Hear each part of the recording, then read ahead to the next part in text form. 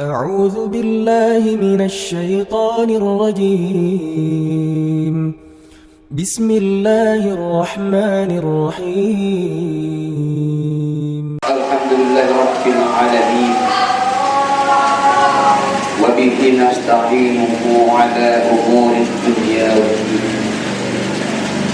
أشهد أن لا إله إلا الله وحده لا شريك له الملك الحق المبين، وأشهد أن سيدنا محمدا عبده ورسوله صادق الوعد الأمين. اللهم صل وسلم على سيدنا محمد وعلى آله وأصحابه أجمعين. أما بعد، فيا عباد الله، أوصيكم وإياي بتقوى الله، فقد فاز المتقون. فقد قال الله سبحانه وتعالى في القرآن الكريم وهو أصدق القائلين: أعوذ بالله من الشيطان الرجيم، بسم الله الرحمن الرحيم. وإذ تأذن ربكم لئن شكرتم لأزيدنكم ولئن كفرتم إن عذابي لشديد. صدق الله العظيم. Ma'asyiral muslimin, jamaah salat Jumat rahimakumullah. Bersyukur kita kepada Allah Subhanahu wa taala, mana kita telah diberikan olehnya berbagai karunia dan nikmat, terlebih nikmat berkeimanan dan berkeislaman, nikmat hingga akhirnya kita bisa hadir untuk melaksanakan ibadah salat Fardu Jumat berjamaah di Masjid Raudhah yang mulia ini. Mudah-mudahan kita senantiasa terbimbing untuk menjalankan aneka ketaatan kepadanya, untuk bisa terus bersyukur kepadanya, husnul khotimah di akhir hayat kita. Semoga amal-amal kebaikan ini membuat kita semakin berada pada jalan yang terus-menerus istiqomah dalam kebenaran dan kebaikan. Salawat dan salam kepada baginda Rasulullah Muhammad sallallahu alaihi wasallam. Allahumma salli wa sallim wa barik alaihi. Semoga kita semua adalah umat Rasulullah yang terus-menerus menjalankan, melaksanakan apa yang diajarkan oleh baginda Rasulullah, hingga akhirnya kita hidup dalam sebuah kehidupan yang penuh dengan rahmat dari Allah, hingga umat Islam benar-benar akan memberikan pencerahan, menjadikan manusia-manusia yang lainnya sebagai teman dan saudara untuk senantiasa mengabdikan diri kepada Allah. Dan kita mohon kepada Allah di yaumil akhir nanti kita mendapatkan syafaat baginda Rasulullah. Amin ya rabbal alamin. Jamaah salat Jumat rahimakumullah yang berbahagia, saat ini khususnya bagi kita bangsa Indonesia, terutama umat Islam, insan yang beriman yang ada di negeri tercinta ini, tidak lama lagi, khususnya esok hari, kita akan merayakan hari ulang tahun Republik Indonesia yang ke-79. Usia yang sudah cukup matang dan dewasa. Jamaah rahimakumullah yang berbahagia, kita memiliki dua identitas di negeri ini. Pertama, kita adalah hamba Allah yang beriman kepadanya. Karenanya kita harus menjalankan berbagai perintah dari Allah dan meninggalkan seluruh yang dilarang oleh Allah. Itu komitmen sebagai hamba yang beriman. Sebagai hamba Allah, kita harus tunduk, patuh dan taat kepada Allah Subhanahu wa taala. Ini prinsip identitas kita yang pertama sebagai manusia yang beriman. Identitas yang kedua kita adalah sebagai warga, sebagai bangsa Indonesia. Karena itu kita harus mempertahankan kedaulatan negeri ini, mempertahankan kemerdekaan negeri ini, mengisi kemerdekaan negeri ini sesuai dengan bidang yang kita miliki. Karenanya berislam sekaligus juga berindonesia, sebagai Islamis dan sekaligus juga sebagai Indonesianis, sebagai umat Islam sekaligus juga sebagai warga dan rakyat Negara Kesatuan Republik Indonesia. Karenanya ratusan tahun yang lalu para ulama memberikan satu statement kepada umat Islam di negeri ini yang saat itu rakyatnya sedang berada dalam penjajahan negeri asing. Maka ulama kita memberikan satu statement yang disebut dengan kalimat hubbul waqon minal iman. Mencintai tanah air itu adalah bagian dari iman. Mengapa mencintai tanah air disebut sebagian daripada iman? Karena di tanah air ini ada sujud umatnya Rasulullah. Di tanah ini, di negeri ini, di tempat yang hari ini kita berpijak dan berdiri, ada hamba-hamba Allah yang mengumandangkan asma Allah, yang bersujud kepada Allah, yang ketika Rasulullah akan meninggal dunia menyebut ummati, ummati, ummati, umatku, umatku, umatku. Ini berarti ada orang yang dicintai Nabi di negeri ini. Orang-orang yang dicintai Nabi itu juga harus kita cintai.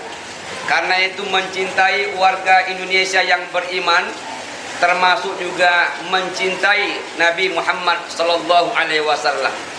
Karena Nabi membanggakan umat di akhir nanti yang tak ketemu Rasulullah, yang tak pernah mendengar suara Rasulullah, tapi beriman pada Allah dan Rasulullah sallallahu alaihi wasallam. Maka akhirnya wajar para ulama kita memandangkan kalimat hubbul waqani minal iman. Mencintai tanah air adalah sebagian daripada iman. Hadirin jamaah salat Jumat rahimakumullah yang berbahagia. Jika kita sedikit merenungkan beberapa petikan lagu kebangsaan negeri ini, di mana kita menyuarakan hiduplah tanahku, hiduplah negeriku, bangsaku, rakyatku, semuanya.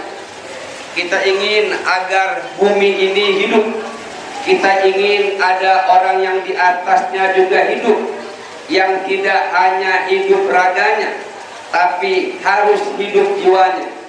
Maka kemudian yang dibangun adalah bukan sekedar bagaimana megahnya negeri ini, tapi yang dikatakan adalah bangunlah jiwanya, bangunlah raganya.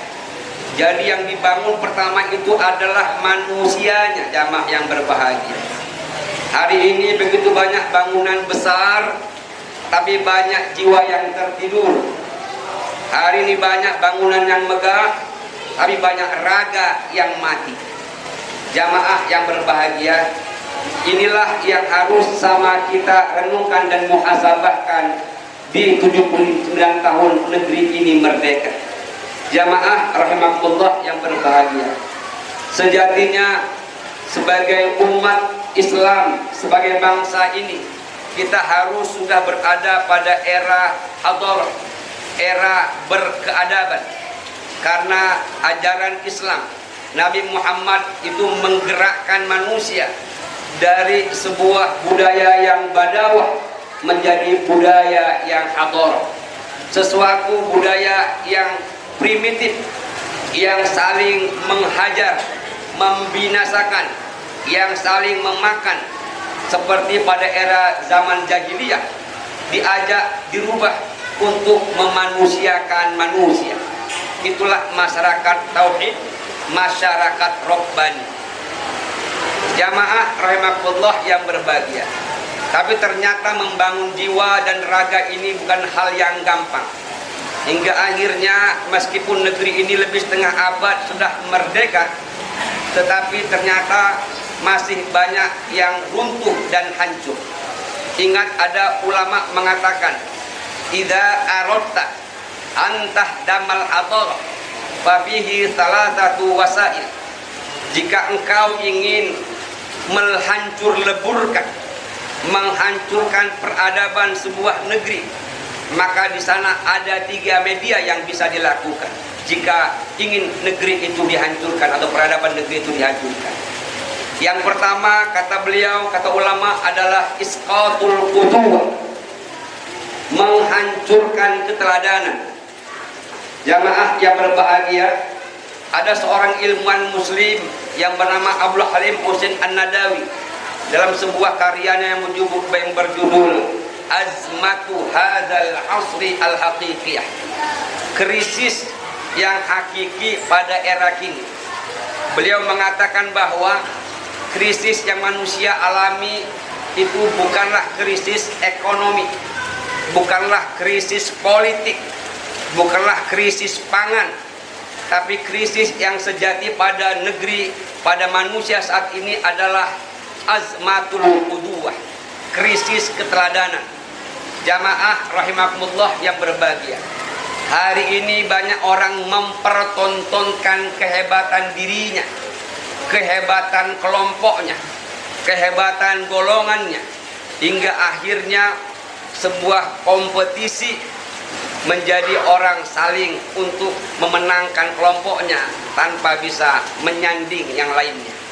Jamaah rahimakumullah yang berbahagia, hari ini banyak ulama kita dihujati, ustadz kita dicari-cari, banyak ulama kita yang justru dihilangkan rasa kepercayaan kita kepadanya, hingga akhirnya umat ini tidak mendapatkan siapa yang akan diteladani karena dihembuskan kecurigaan kepada para ulama-ulamanya, hingga akhirnya apa yang difatwakan ulama tak lagi begitu efektif mempengaruhi dan mewarnai perilaku umat dan bangsa. Lihatlah dulu para ulama-ulama kita tatkala Belanda datang, tatkala Belanda hadir dan Jepang hadir, dengan teriakan jihad, pekikan Allahu Akbar, semua tidak hanya harta yang siap dikorbankan, tapi darahnya siap ditumpahkan dan nyawanya siap dipertaruhkan. Itu begitu patuhnya umat dengan ulamanya. Tapi saat ini umat sudah dijauhkan dari ulamanya. Ini strategi musuh untuk menghancurkan peradaban negeri kita. Jamaah rahimakumullah yang berbahagia, oleh karena itu hari ini harus kita hidupkan keteladanan lagi. Jikalau kita salut dengan seorang aktor, salut dengan seorang tokoh, salut dengan seorang ilmuwan, tapi kita lupa bagaimana kita disaluti oleh keluarga kita. Suaminya dibanggakan oleh istrinya, ayah dibanggakan oleh anaknya. Mereka bukan bangga dengan harta dan jabatannya, tapi mereka bangga dengan keteladanan orang tuanya. Jamaah rahimakumullah yang berbahagia, oleh karena itu jadilah kita teladan setidaknya buat diri dan keluarga kita. Ini jamaah rahimakumullah yang berbahagia yang harus sama kita renungkan menuju 79 tahun negeri ini. Yang kedua, hal yang bisa menghancur-leburkan sebuah peradaban itu adalah tahdamul usrah, menghancurkan keluarga. Lihat saat ini perceraian setiap tahun bukannya berhenti dan menurun, bahkan makin meninggi tingkatannya. Orang bangga bisa menggugat suaminya. Laki-laki suami begitu gampangnya menceraikan istrinya. Seorang anak begitu gampang melawan kata ibu dan orang tuanya, hingga akhirnya keluarga tak lagi jadi taman yang indah buat kehidupan umat di negeri ini. Jamaah rahimakumullah yang berbahagia, negeri yang kuat hadir dari keluarga yang sehat. Jamaah yang berbahagia, kalau rumah tangga hancur, bagaimana negeri ini bisa makmur? Jamaah rahimakumullah yang berbahagia, oleh karena itu mari di tahun yang ke-79 negeri ini kita merdekakan keluarga kita dari berbagai macam hal yang bisa merusak sendi-sendi keluarga kita. Saling menghormati, saling menghargai, saling menyayangi dan mencintai sesama keluarga, orang tua, suami dan istri, ayah dengan ibu dan ayahnya, anak dengan orang tuanya. Jamaah rahimakumullah yang berbahagia, oleh sebab itu maka apa yang hari ini terjadi seharusnya membuat kita semakin paham dan sadar betapa mahalnya harga dari sebuah keluarga.